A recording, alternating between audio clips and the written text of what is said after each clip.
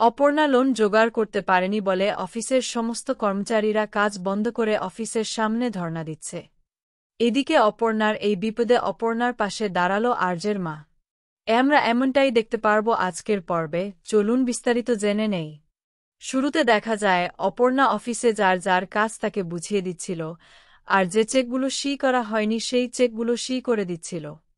এই সব দেখে মীরা ব্যাংকের একজন লোককে ফোন করে বলে, অপর্ণার কিন্তু সমস্ত পেপারগুলো সাইন করা হয়ে গেছে, আর আপনি কিন্তু কোনোভাবেই এই লোনটা পাস করবেন না।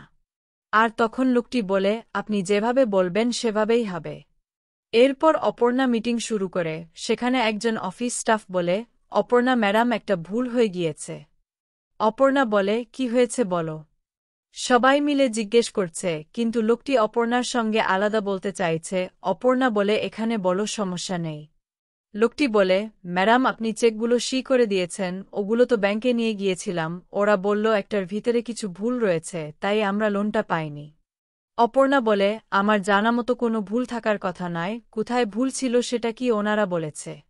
লোকটি বলে, না ম্যাডাম, ভুল কোথায় ছিল সেটা বলেনি, তবে উনারা বল নাকি ওই সময়ের ভিতরে কিছু ভুল রয়েছে, তাই ওরা কিছুতেই আমাদের লোনটা দেয়নি। এসব শুনে অপর্ণা রেগে ওঠে এবং বলে, এটা কি করে কাজ এগোবে? লোন না দিয়ে তো টাকাগুলো না আনলে কোনোভাবেই কাজ শুরু করা যাবে না। অপর্ণা বলেন, আমি দেখছি কিছু ব্যবস্থা করা যায় কি না। অল্প বলে কি ব্যবস্থা করবে, ওরা তো এখনও চলে যাবে, কাজগুলো বন্ধ করে দেবে। তখন আমাদের কোম্পানি কত বড় ধাক্কা খাবে বুঝতে পারছ তো। অপর্ণা বলে, বললাম তো আমি আসছি, এই বলে অপর্ণা ছুটে যায়। পেছন থেকে কেউ বলে, কোথায় যাচ্ছ, কোথাও গিয়ে লাভ হবে না। অপর্ণা বলেন, শেষ চেষ্টা করে দেখি। এরপর তো অপর্ণা ব্যাংকে চলে যায়, ব্যাংকের ম্যানেজারকে বোঝায়, দেখুন এই লোনটা আমাদের খুবই দরকার, আর যেখানে সমস্ত দায়িত্ব আমার উপরে, আমি আপনাকে বলছি লোনটা এদিন শেষে ঠিক করা যাবে না। ম্যানেজার বলে, ম্যাডাম আমরা কিছুতেই আপনাদেরকে লোন দিতে পারব না, কেননা আপনার সমস্ত অ্যাকাউন্টগুলো লক হয়ে আছে।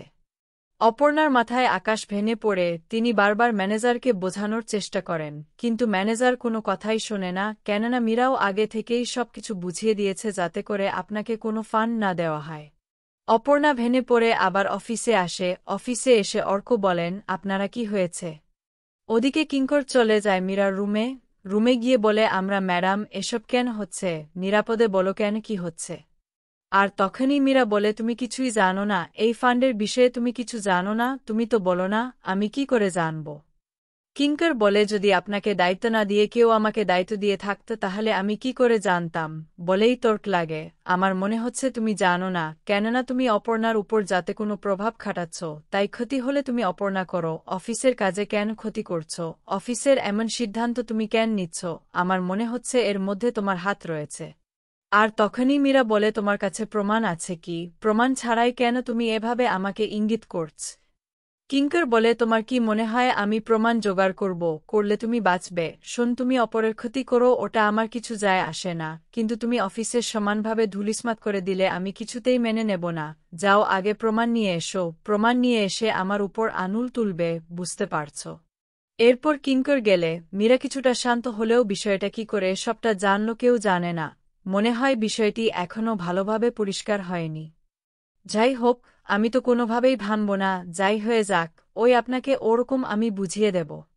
এদিকে অপর্ণা ফিরে এলে সবাই জিজ্ঞেস করে, কি হয়েছে অপর্ণা, তুমি কি লোনের ব্যবস্থা করতে পেরেছ, ওদের লাইনটা লাগা আছে। অপর্ণা বলে, না আমি অনেক রিকোয়েস্ট করেছি, ওরা কোনোভাবেই রাজি নয়। আমি বারবার চেষ্টা করেছি কিন্তু ওরা লোন দিচ্ছে না। অর্ক বলেন, এটা কি হবে অপর্ণা? অপর্ণা বলে, আমি আসছি। এরপর যখন জিজ্ঞেস করা হয় লোনের ব্যবস্থা করতে পেরেছ কি, অপর্ণা বলে, ওদেরকে আমি অনেক রিকোয়েস্ট করেছি কিন্তু তারা কোনো কথাই শোনে না।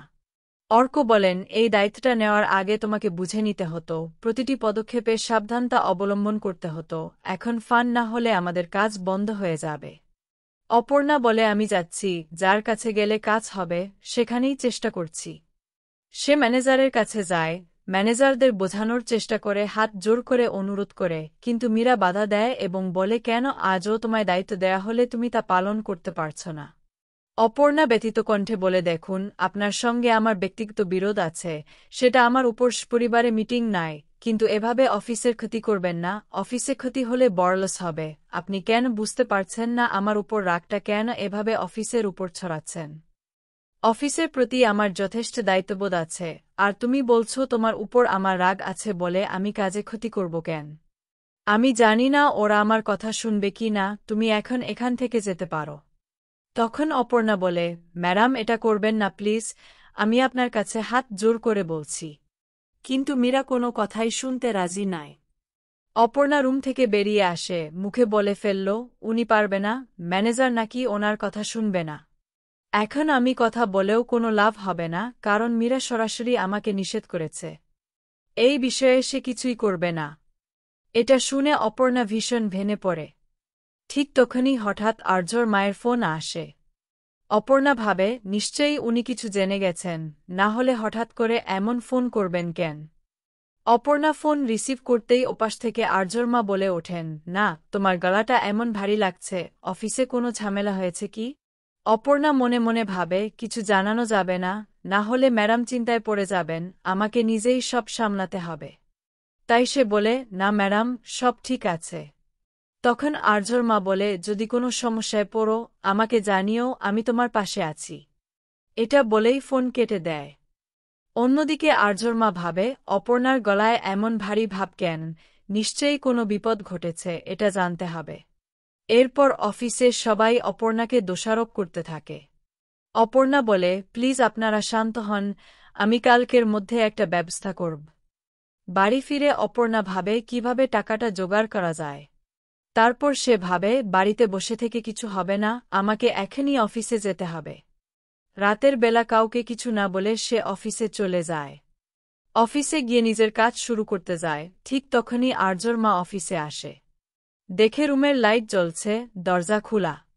সে অবাক হয়ে ভাবে, এই রাতে রুম খোলা মানে কি আর্য স্যার এসেছেন? এই ভেবে সে ছুটে যায়। ভেতরে গিয়ে যা দেখে তাতে একদম হতবাক হয়ে যায়। পরের দিন দেখা যাবে অপর্ণা এসে পড়ে।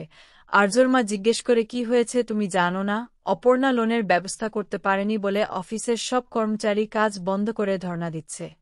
এখন কি করবে বলো তো? অফিসের সব কর্মচারী বাইরে দাঁড়িয়ে স্লোগান দিচ্ছে, বেতন চাই, বেতন চাই। এই কথা শুনে অপর্ণা ভীষণ উদ্বিগ্ন হয়ে পড়ে। এরপর দেখা যাবে অপর্ণা অফিসের পেপার আর দলিল নিয়ে ব্যাংকে যায়।